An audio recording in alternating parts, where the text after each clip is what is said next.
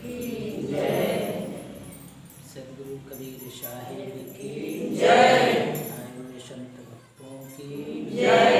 गुरु गोविंद की जय। साहिब सद्गुरु कबीर साहिब इस संसार के सभी मनुष्यों से एक बात रखते हैं, क्योंकि यहाँ पर तो सभी भक्ति करते हैं।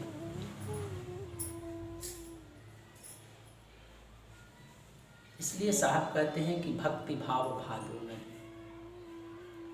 सभी चलिए उतर आए। सभी लोग भक्ति करने के लिए दौड़ते हैं, लेकिन क्यों भक्ति करते हैं, क्या कारण है,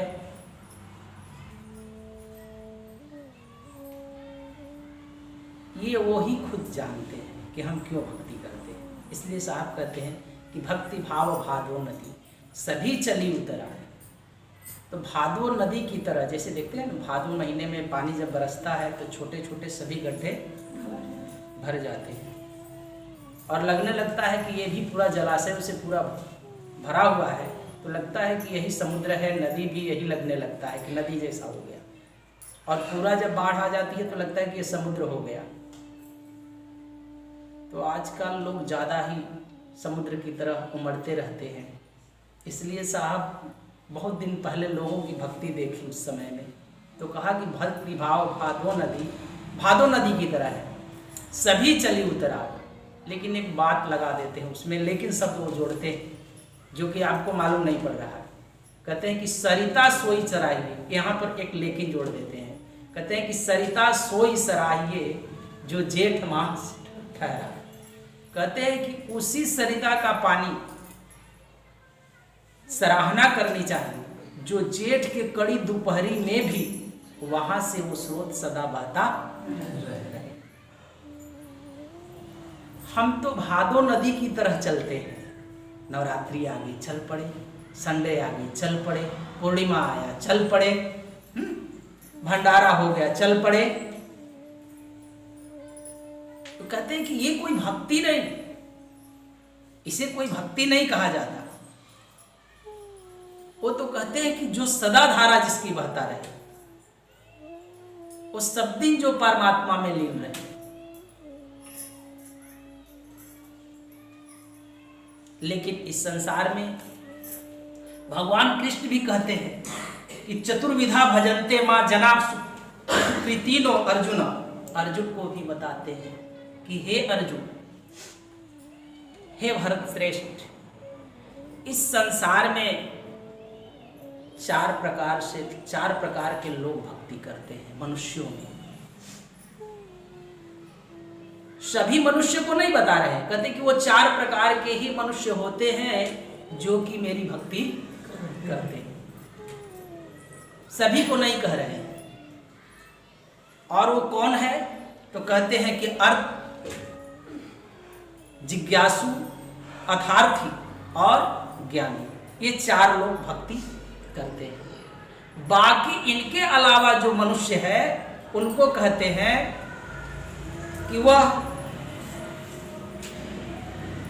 दुष्कर्मी है, वह निकृष्ट है और वह पापी लोग होते हैं।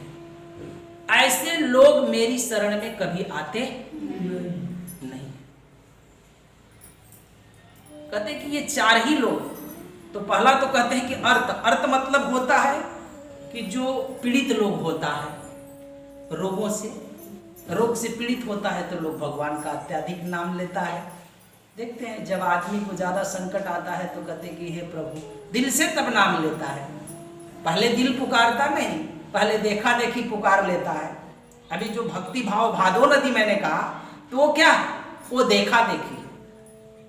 यहाँ पर लोग अधिक चमत्कार के पीछे पड़े रहते हैं। नहीं, जहाँ चमत्कार हो गया, कह दिया कोई कि एक महात्मा जी एक टांग पर खड़े हैं, तो वहां पर देखो पूरे गांव मर करके चला जाएगा वहां देखने के लिए। एक जगह चंपाकल का पानी किधर तो आ रहा था, तो कहते कि वहां के चंपाकल का पानी पी लेने से पेट का दर्द, दुख, रोग सब मिट जाता है। तो वहां लोग उमड़ करके, इसमें से भी कितने लोग चले जाते थे उमड़ करके। लोग चमत्कार के पीछे परेशान हैं। कहीं गणेश जी दूध पीने लगते हैं, नहीं, तो वहीं उमड़ करके लोग चला जाता है कि भाई कैसे दूध पी रहे हैं। अब की बार तो मैं बम्बई गया था, तो ये 2-3 वर्षों से ये चल रहा था, 3-4 वर्षों से, कि ईसा मसीह का एक लकड़ी था और दीवार में ऐसे ठोका था, उनके फोटो ऐसे बनाया गया था पूरे लकड़ी का ही, और उनके ऐसे दोनों पंजे ऐसे ठोके रहते हैं, आप लोग देखे होंगे, खिल्ले ठोके हैं।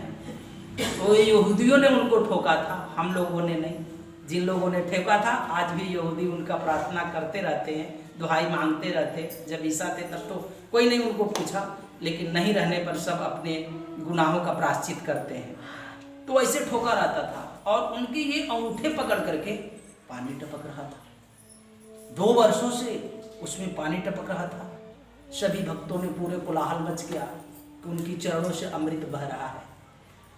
सभी लोग, अब मुंबई के कितने भी लोग जो थे, जितने भी जिनको नहीं जाना था, सभी धर्म के लोग, क्योंकि चमत्कार हो रहा है ना।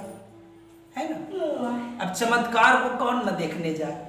आप लोगों को खबर नहीं था, नहीं तो यहां से भी कितने लोग गए होते, और उनके अंगूठे से पानी टपक रहा। अब जो जाए तो उसमें शीशी अपना लगा दे। थोड़ा हो गया, भाई हटो हमको भी लेना है। अभी लाइन लगी रहती थी, थोड़ा हटिए हमको भी लेना है। और सब अपने मुंह में अपना 2-2 बूंद कि भाई इसको पार करके हम स्वर्ग चले जाएंगे। अब ऐसी जिज्ञासा सभी के मन में थी। कितने का रोग दुख मिटते थे वहां कि भाई वो प्रसाद ले लो तो तुम्हारा रोग मिट जाएंगे। कितने को मिट भी रहा था, कितने को रोग मिट भी रहा था। एक कोलाहल बहुत ही मच गई, एक खबर चली गई, भाई सरकार के पास भी चली गई, तो उसका जांच पड़ताल हुआ। अब जांच पड़ताल होने के बाद मालूम है क्या हुआ? पता चला कि जिस दीवार में ठोका गया था वहां बाथरूम की टंकी बनाई गई थी। वो थोड़ा सा क्रेक था, तो वो थोड़ा क्रेक था। वो जो बाथरूम की टंकी बनाई गई थी वो थोड़ा क्रेक था। अब उसमें से सीढ़ करके पानी अब पूरे लकड़ी को पकड़ करके आ रहा था, क्योंकि उसमें ठोका हुआ था। तो वो ऐसे ही चमत्कार होते हैं, और बिना चमत्कार के इस संसार में कोई नमस्कार करता नहीं। आज तक से इस दुनिया में जल्दी चमत्कार नहीं होता, और चमत्कार करने की क्षमता उसके अंदर है, और वही कर सकता है जो उसका हो गया और वो उसका हो गया। तीसरे के दम नहीं है कि कोई चमत्कार कर ले। या तो ये मिटने के लिए राजी हो या उस पर वो मेहरबान हो गया। कौन बाकी चमत्कार होता? यहां तो चमत्कार के पीछे दुनिया दीवानी है। तो चमत्कार में तो पाखंडी, पापी, व्यभिचारी सभी चले जाते हैं, देखते हैं। इसलिए तो साहब भी कहते हैं कि भक्ति भाव भादो नदी। भादो नदी में देखते हैं गढ़ही, गुच्चा, नाली, नक्कड़ सब अपना भर जाता है, और लगता है कि सब स्वच्छ जल है। चाहे यहां गोता लगाओ चाहे गंगा जी में, बात बराबर है। आप लोग भी कहते हैं कि भाई ये भी महाराज बहुत बढ़िया कह रहे हैं और वो भी महाराज बहुत बढ़िया कह रहे हैं। बात तो सब एक ही है। गंगा जी में नहा ले तो ये भी पनिया तो गंगे जी में जाएगा, है कि नहीं? बह करके चाहे वहां नहा ले चाहे यहां नहा ले। इसलिए सदगुरु कबीर साहब ने लेकिन शब्द को हर जगह प्रयोग किया है।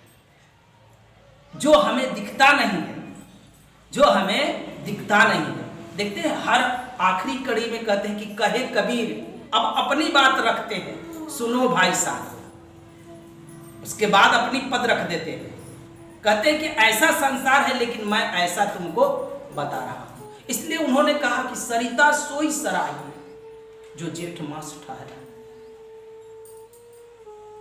तो सबसे बड़ी बात है कि जो अर्जुन को कृष्ण भगवान बता रहे हैं कि हे अर्जुन, इस जगत में 4 ही प्रकार के लोग मेरी पूजा याचना अर्थात परमात्मा की पूजा याचना करते हैं। तो पहला कहते हैं आप जो रोग और संकटों से पीड़ित है, तो वो व्यक्ति भी भगवान के लिए हर संतों के पास चला जाता, गुरुजनों के पास चला जाता, वो भी खोजबीन करता है। कहीं चारों तरफ डॉक्टरी में अगर नहीं थक जाता है इलाज करते करते, आप भी कितने ऐसे कुछ रोग भी हो जाते हैं कि देखिए उनकी कृपा से नहीं ठीक होता। बिना परमात्मा की कृपा, क्योंकि उसकी भी कुछ कृपा होनी चाहिए। क्योंकि देहिक, दैविक, भौतिक, इस संसार में 3 तरह की पीड़ाएं होती है व्यक्ति को। तो सबसे बड़ी बात है कि जो संकट आता है शरीर पर, धन से संकट आते हैं ना जी। अब दुख कई प्रकार की है। कितने लोग बेटे से दुखी है, कितने लोग बाप से दुखी है, कितने लोग सास से दुखी है, कितने लोग पतोह से दुखी है ना। कितने लोग शरीर से दुखी है,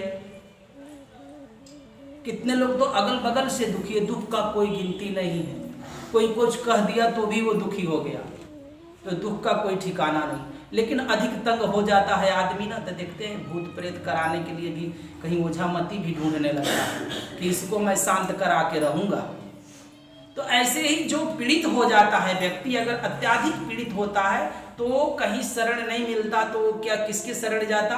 भगवान के शरण जाता।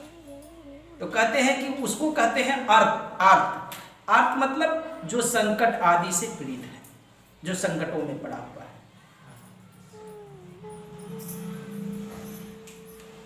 दूसरा कहते हैं जिज्ञासु। जिज्ञासु वो होता है जो परमात्मा का सदा जिज्ञासा रखता है, उसे जानने के लिए कि परमात्मा आखिर क्या है, कैसा है। उसकी अनुभूति के लिए सदा वो जिज्ञासा रखता, हर सत्संगों में जाता, हर कथा कीर्तनों में जाता है, संत महंतों से मिलता है, ज्ञानी गुरुओं से मिलता है। तो कहते हैं कि दूसरा वो भजने वाला होता है जो जिज्ञासु होता। तो जो जिज्ञासा रखता है कि भाई किसी संतों की चर्चा हो या किसी भगवान की कथा हो, तो वो जिज्ञासा रखता है कि भाई ये भगवान है तो कैसे है, किस प्रकार है। अर्थात एक प्रकार की उसकी जीवन में खोज है कि आखिर परमात्मा है या नहीं, और कहते हैं तो किसको, और नहीं है तो किस प्रकार से। तो कहते हैं कि ये उसकी जीवन में खोज है। तो कितने लोग तो खोजते ही खोजते चले जाते, लेकिन वो कभी मिलता नहीं। वो खोजते ही रहते, कभी ये संतों के पास, कभी वो संतों के पास, कभी वो, जिज्ञासा रखते हैं, लेकिन बर्तन सीधी नहीं रखते हैं। वो बर्तन टेढ़ी ही रहती है, क्योंकि वो तर्क की कसौटी पर कसने की भी प्रयत्न करते हैं। तो वो लोग जिज्ञासु कहते हैं कि जो जिज्ञासु है वो भी मुझे सुमरता है और वो भी मुझे भजता है। और तीसरा कहते हैं अथार्थी। अथार्थी मतलब वो होता है कि जो धनादि कमाने के चक्कर में, कि भगवान का पूजा कर लूं, थोड़ा समय से लड्डू चढ़ाऊं, समय से अगरबत्ती दूं, दीप धूप जलाते रहूं, ताकि मेरे पास धन दौलत बढ़ते, वो भी अच्छा से सेवा पूजा पाठ सबको, अगर गुरु भक्त है तो गुरु को बुला करके करते रहता है, या ये सब खर्च करते रहता है, और कि ताकि ये सब करने से मेरा धन बढ़े, ऐसी जिज्ञासा रख करके ही वो करता है। तो कहते हैं कि तीसरा अथार्थी लोग, और चौथा कहते हैं ज्ञानी। कहते हैं कि जो चौथा लोग होता है, जो मुझे भजने वाला होता है, वो ज्ञानी होता है, जो परमात्मा के परोक्ष रूप से, दिखावटी में नहीं कि वो मैं परमात्मा को भज रहा हूं, ऐसा नहीं, वह परोक्ष रूप से अपनी सर्वत्र शक्ति को, अपनी चेतना को उस परमात्मा में विलीन करता है। और कहते हैं कि वही ज्ञानी को मैं प्रिय लगता हूं, वही परमात्मा को प्रिय, वही उसी को परमात्मा सिर्फ प्रिय लगता है, दूसरे को नहीं। क्योंकि जो ज्ञानी है वही समझता है कि यह जगत नासवान है और यहां से सब कुछ छूट जाने वाला। जानते तो आप सभी लोग हैं, मैं नहीं कहता कि आप सभी लोग ज्ञानी नहीं, सब जानते हैं। जानने और अपनाने में भेद है। जान लिया लेकिन अपना लिया क्या? तो जब अपनाया नहीं, लेकिन जो ज्ञानी होता है वो उस विषय को अपनाता भी है, जानता ही नहीं। तो इसलिए भगवान कृष्ण कहते हैं कि वो ज्ञानी को मैं प्रिय हूं और मुझे भी वो प्रिय है। मैं ही सिर्फ वही मेरे, उसी का मैं प्रिय नहीं हूं, बल्कि वो भी मेरा प्रिय है। तो कहते हैं ये 4 प्रकार के लोग भक्ति करते हैं, लेकिन ये 4 प्रकार के भक्तियों में सबसे श्रेष्ठ जो ज्ञानी होता है उसी की भक्ति श्रेयस्कर होती है, बाकी किसी और की भक्ति श्रेयस्कर। बाकी सब तो अपनी अपनी कमियों की पूर्ति करने के लिए दौड़ भाग करते रहते हैं। इसलिए साहब कहते हैं कि भक्ति भाव भादो नदी सभी चली उतरा, सरिता सोई सराहिए जो जेठ मास ठहरा। कहते हैं कि जो सदा निरंतर ही परमात्मा की भक्ति करता है सब दिन, ये नहीं कि आज किया कल बाकी, कुछ मिलता थोड़ो है भक्ति करने से। आज जो करोगे ये कल तुम्हें मिलेगा। आज का कर्म मेरे भविष्य से जुड़ा है। आज जो मिल रहा कल जो किए थे, इसी का परिणाम आज है, लेकिन आज जो करोगे उसका परिणाम तुम्हें कल मिलेगा। तो जो हम आज कर्म करते हैं, और आजकल के तो कर्म की तो बात ही ना पूछो। आप लोग भी जानते हैं कर्म, आजकल तो लोग ऐसे ऐसे कर्मों से अपने घरों में बच्चों को पैदा करते हैं कि उनको परमात्मा से कोई प्रेम ही नहीं। परमात्मा किसे कहते हैं, भगवान किसे कहते हैं, क्या उनसे लेना देना है? ये किसके कर्म है?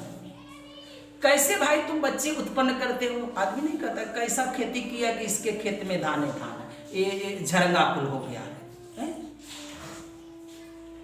ये किसकी कमी? और आप जानते हैं कि 5 ज्ञान इंद्रियां और 5 कर्म इंद्रियां होती हैं। तो ज्ञान इंद्रियां तो आपको पता है कि जिससे हमें ज्ञान मिले। कान से ज्ञान मिलता है, सुनकर आंख से ज्ञान मिलता है, देखकर नाक से ज्ञान मिलता है, सुनकर और जीभ से ज्ञान मिलता है, क्या स्वाद लेकर, और त्वचा जो चमड़ी है इससे स्पर्श से मुझे ज्ञान मिलता है। तो ये तो आपकी ज्ञान इंद्रियां हैं। लेकिन सबसे पहले हम कर्मों की तरफ देखते हैं। आपकी 5 कर्म इंद्रियां हैं। कौन कौन है?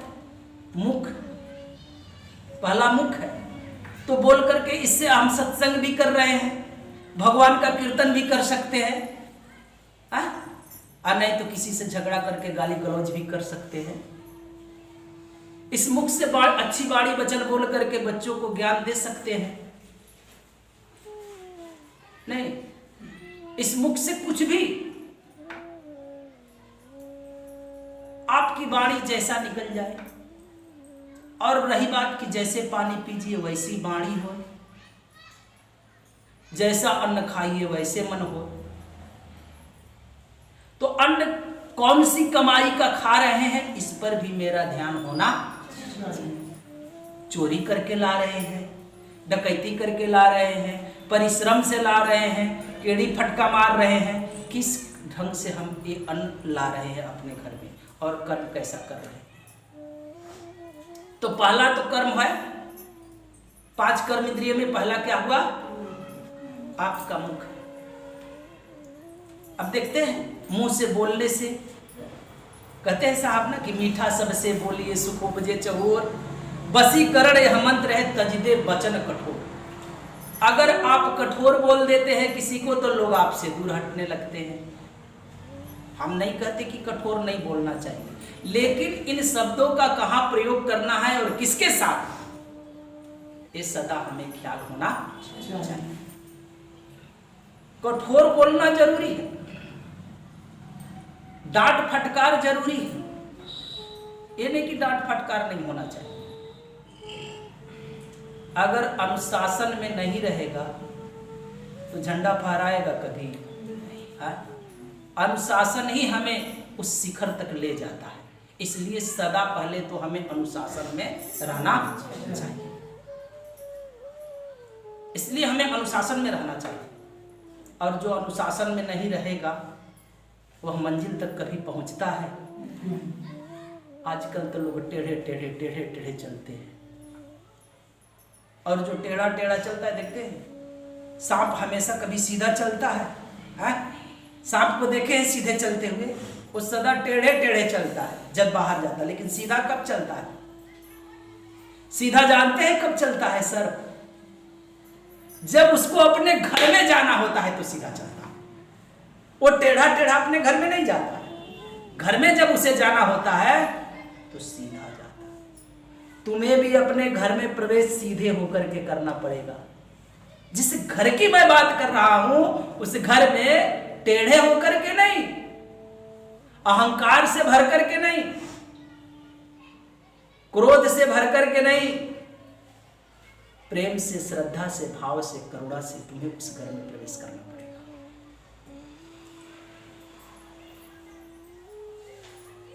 लेकिन तुम तो टेढ़े टेढ़े चलते हो। इसलिए साहब भी कहते हैं कि मीठा सबसे बोलो। तो ये मुंह का कर्म है, जो तुम्हारा मुख है ये कर्म करता है। अच्छा बोल करके अपना बना सकते हो, मीठा बोल करके, प्रेम से बोल करके, और कटु बोल करके प्रिय को भी अप्रिय बना सकते हो, है ना, उसे भी अपने से दूर कर सकते हो। तो पहला तो कहते हैं कि जो कर्म इंद्रिया है सो मेरी मुख है, और दूसरा कर्म इंद्रिया है हाथ। अब इससे अच्छे भी कर्म कर सकते हो, है ना, इसे दान दे सकते हो, कीर्तनों में तालियां बजा सकते हो, किसी को सहारा दे सकते हो, अंधे को एक पार रोड से वह पार भी हिला सकते हो पकड़ करके, और किसी को एक आध झप्पड़ मार भी सकते हो, डंडा भी पकड़ करके चला सकते हो, इससे पकड़ करके गाड़ी भी चला सकते हो, मोबाइल भी दिन भर खींच सकते हो। ऐसे नहीं, दिन भर मोबाइल चलाते रहते हैं ना सभी लोग, तो मोबाइल भी अपना देखते रहोगे, कंप्यूटर भी चलाओ, मोबाइल भी चलाओ, ड्राइविंग करो, इससे जो अच्छे कर्म है वो करो, और इससे गलत भी कर्म कर सकते हो। किसी दूसरे का सामान वहां से उठा करके तीसरे जगह रख दो, है कि नहीं।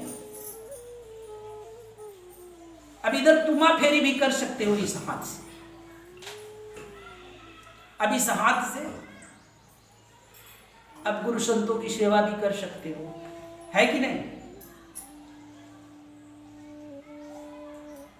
तो ये हमारे कर्म इंद्रियां हैं, जो कि दूसरा जो हाथ है, और पांव भी मेरे कर्म इंद्रियां हैं, तीसरा।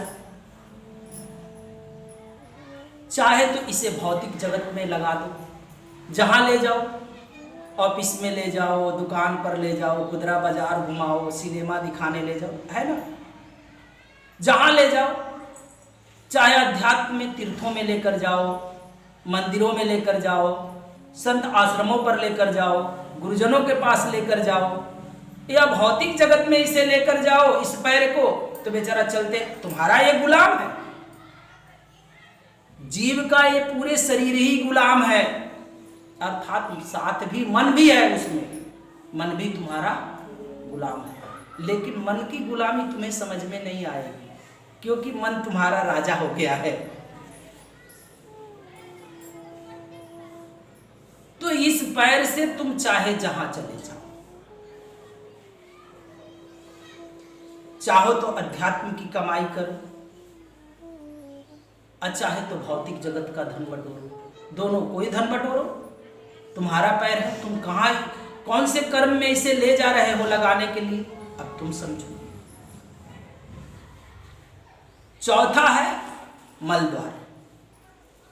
अगर आप मल विसर्जन न करो तो कितने बीमारियों से आप घिर जाओगे। सिर्फ भोजन ही लेते रहो, अगर विसर्जन न करो, गंदगी का त्याग न करो, तो आपके कितने रोग हो जाएंगे, फिर तो आप बच भी ना पाएंगे। तो नियमित रूप से ये भी अपना कर्म करता है। और चौथा, यानी ये चौथा कर्म इंद्रिया है मल द्वार। और ये तो नित्य प्रक्रिया अपना रोज प्रतिदिन हर व्यक्ति को होता है, ये कर्म करता रहता है। और पांचवा तुम्हारा जो लिंग कहा गया, स्त्री हो पुरुष हो सबको, कहते पांचवा एक कर्म इंद्रिया, जिससे ये संसार पनपता है, गर्भ धारण होता है, गर्भधारण 16 संस्कारों में प्रथम संस्कार माना गया है। अब रही बात कि इस कर्मों में मैं किस भांति जाता हूं, ये प्रथम जानना चाहिए। मांस खा करके, मदिरा पी करके, कलह झगड़ा कर करके किस ढंग से, कब और कैसे जाना,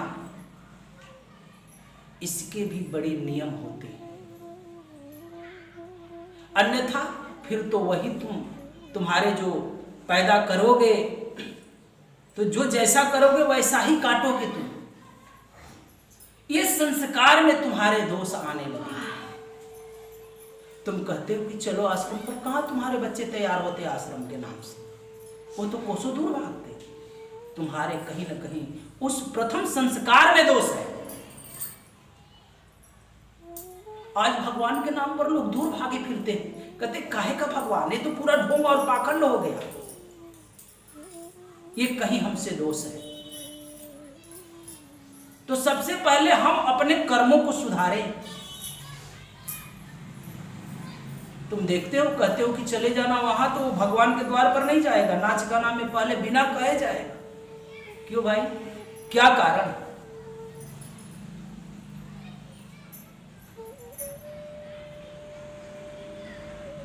यह प्रथम जो संस्कार है, जो ज्ञानी है वही जान सकता। हिरण्यकश्यप राक्षस था, लेकिन उसके घर में प्रहलाद जैसा भक्त आ गया, क्योंकि वह शास्त्रों का भी ज्ञाता था, वह नियम जानता था। कर्मों में गड़बड़ी होने पर अच्छे लोगों के घर में भी राक्षस जन्म ले लेता है।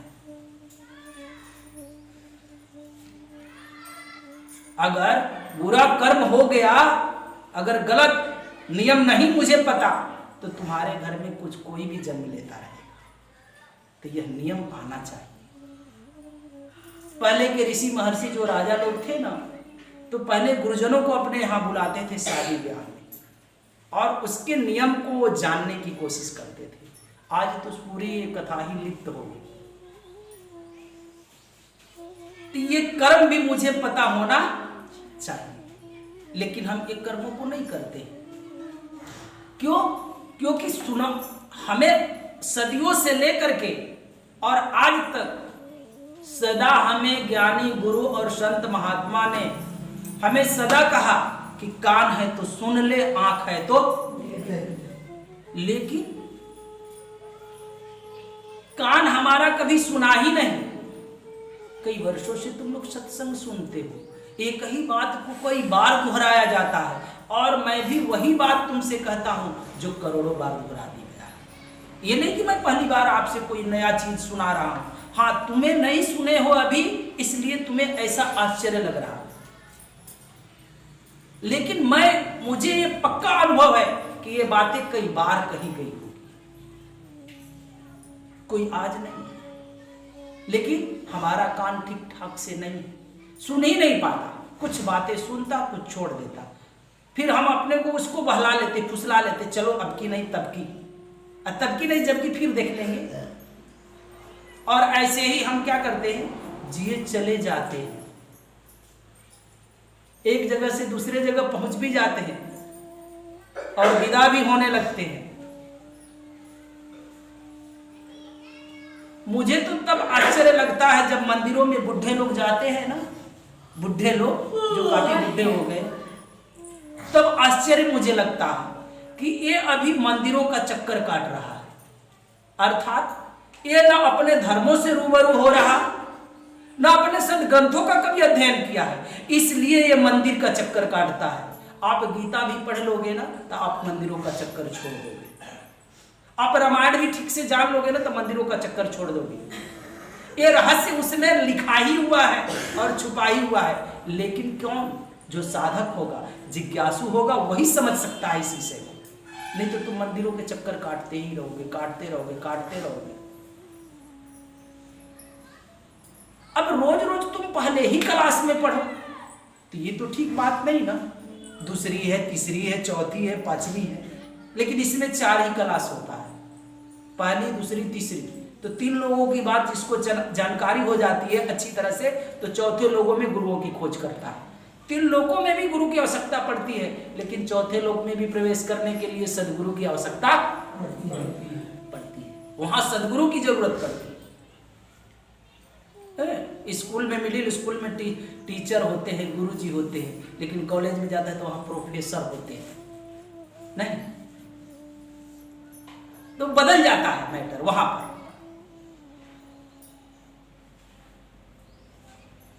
तो फिर चौथे लोक में प्रवेश करने के लिए सदगुरु की आवश्यकता पड़ती है।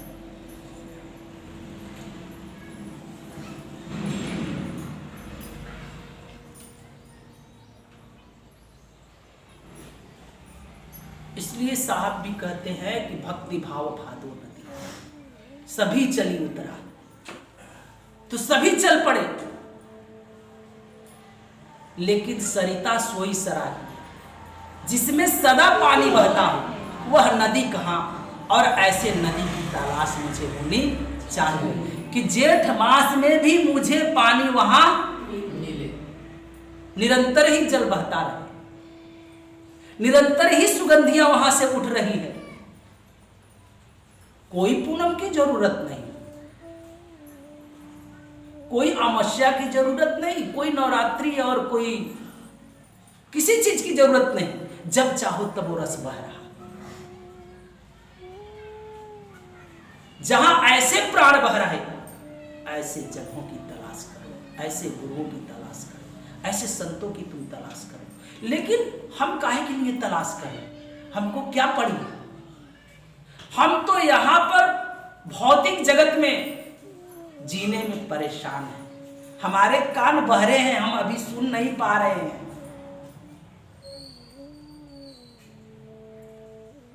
एक बार एक गडेरिया था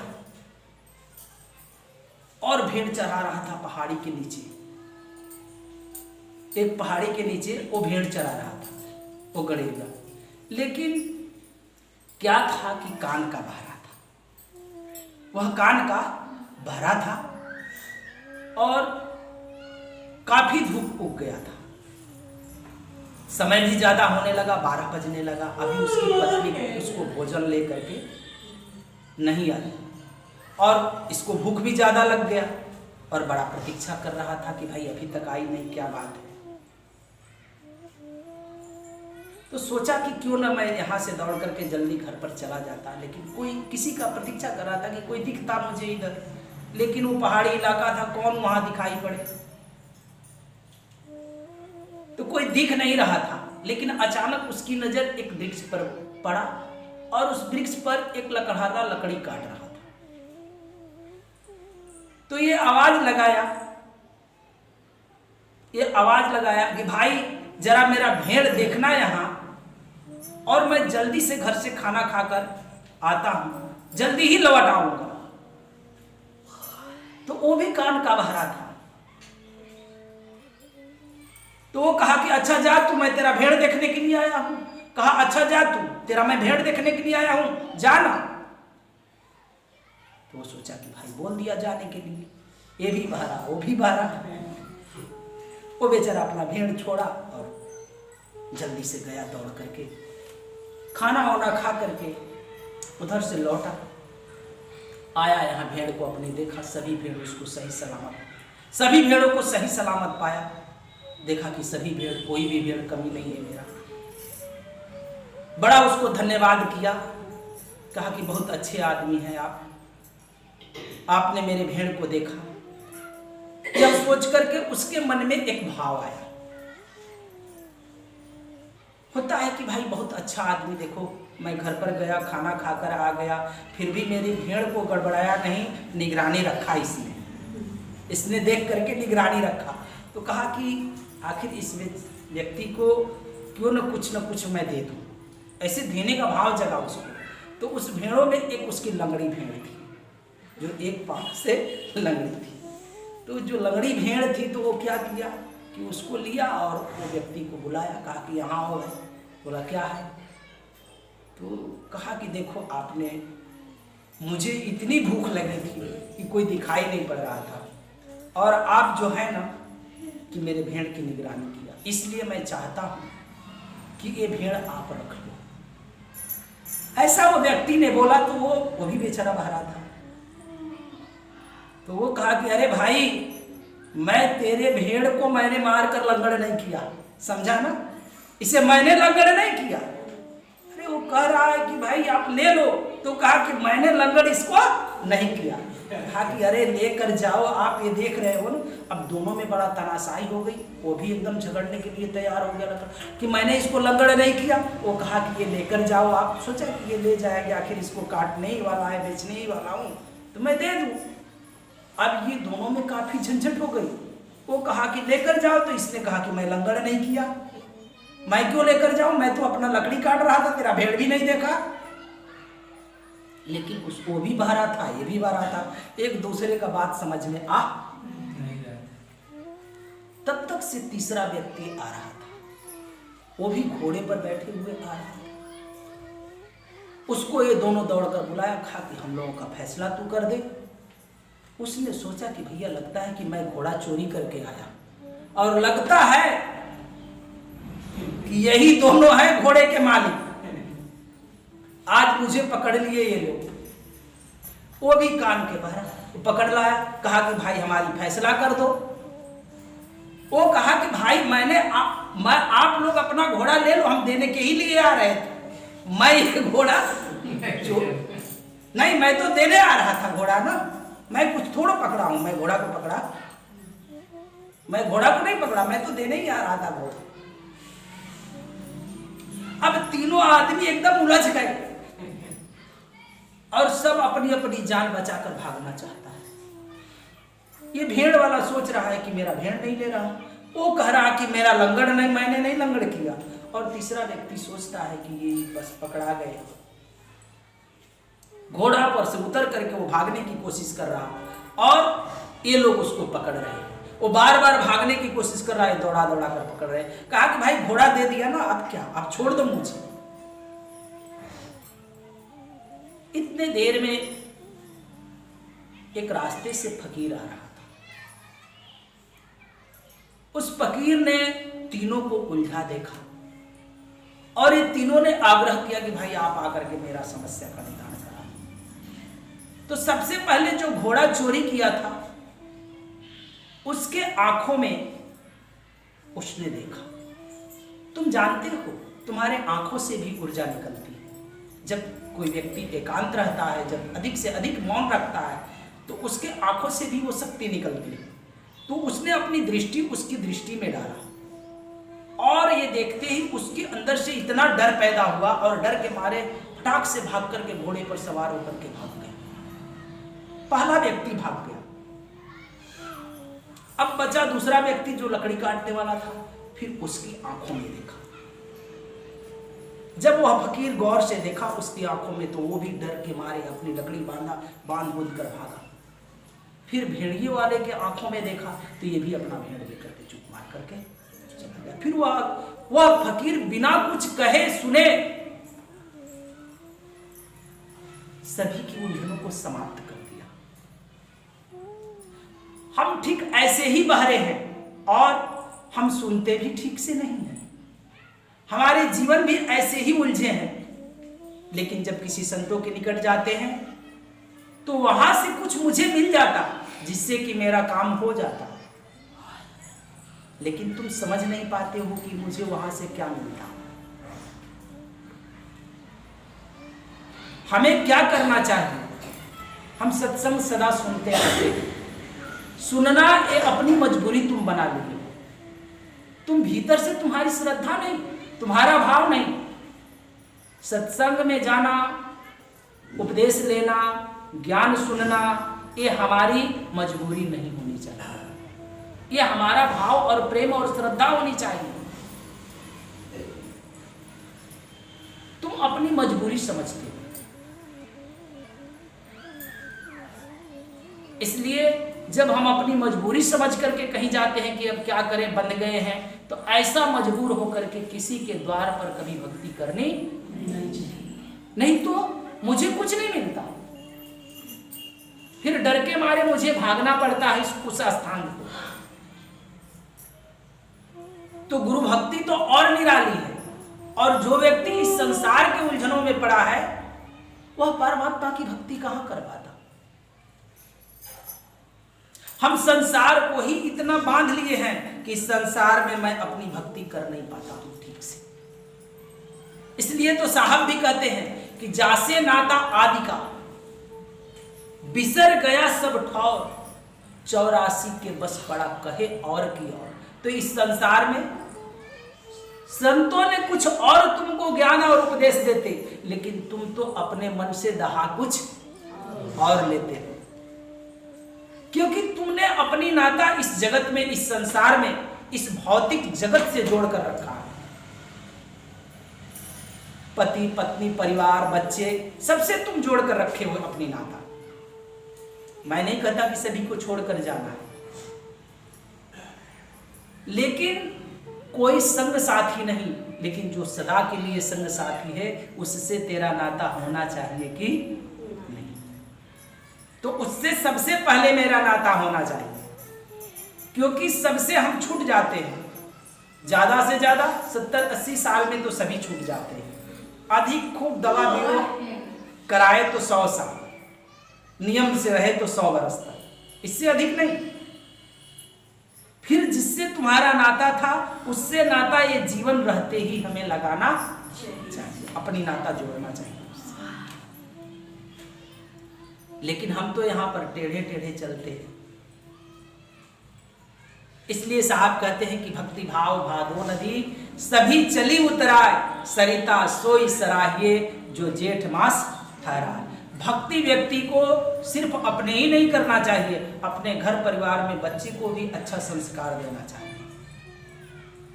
अगर वो नहीं कर रहा तो हमें कहां दोष आ गई, इसे खुद ख्याल करना चाहिए, हमारे भीतर कहां दोष है।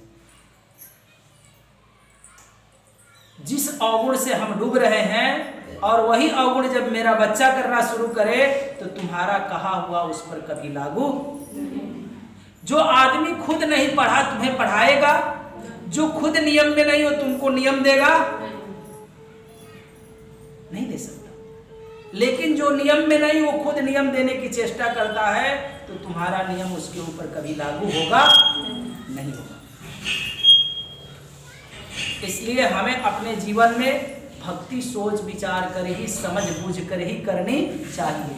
और जो हमें उपदेश मिलता है, जो हम सत्संग में सुनते हैं, तो उस पर मुझे सदा ध्यान दे करके, सुन करके और अपने जीवन में भी धारण करना। प्रेम से बोलिए सदगुरुदेव की, सदगुरु कबीर साहिब की, आए हुए संत भक्तों की, गुरु गोविंद की साहिब। आप लोग एक भजन गाइए।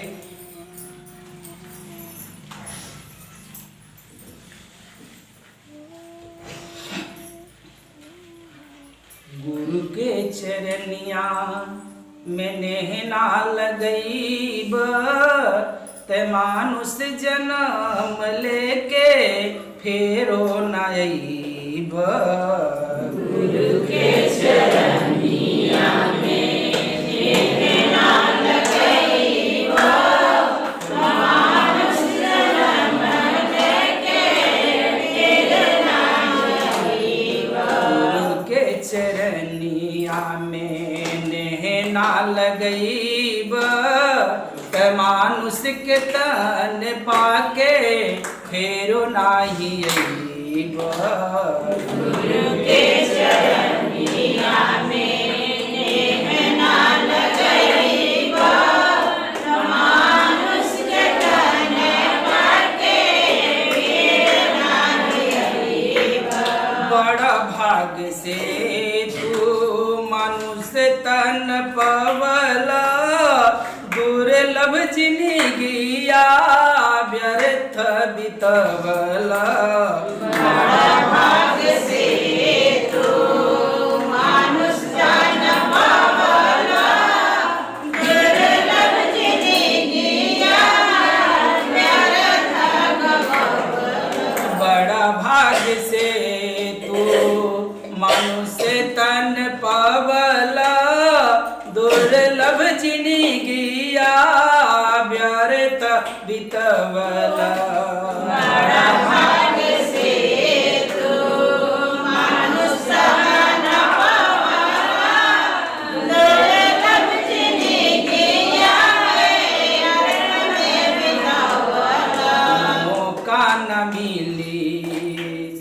मौका न मिली सोचत रही जईब त मानुष जना